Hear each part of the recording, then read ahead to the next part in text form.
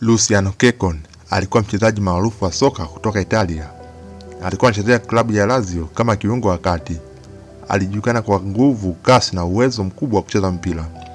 Alikuwa mchezaji aliyependa kazi, alipambana uwanjani na alisaidia klabu yake kushinda mechi nyingi.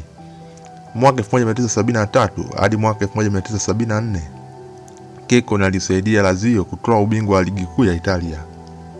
Ili mfanye heshimiwe sana na mashabiki na kuheshimiwa kama kipaji kikubwa cha soka. Watu wengi waliona ana maisha marefu ya soka mbele yake. Lakini siku moja maisha yake yalibadilika ghafla. Akiwa anatoka matembezi na rafiki yake, waliamua kufanya utani wa hatari.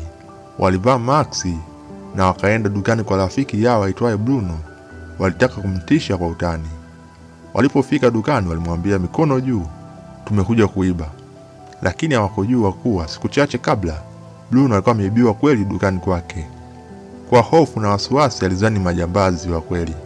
Akachukua bunduki yake na kumpiga Keccon risasi kifuani. Keccon alianguka chini akiwa na maumivu makali sana. Kwa sauti ya mwisho alimwambia Bruno, ilikuwa ni utani. Kifo chake kiliwaumiza sana mashabiki wa soka, klabu ya Lazio na familia yake. Kipaji kikubwa kilipotea kwa sababu ya utani mmoja usio na busara. Hili ni somo kubwa kwa kila mtu. Sio kila utani ni salama. Utani ni mbaya, unaweza kuharibu maisha.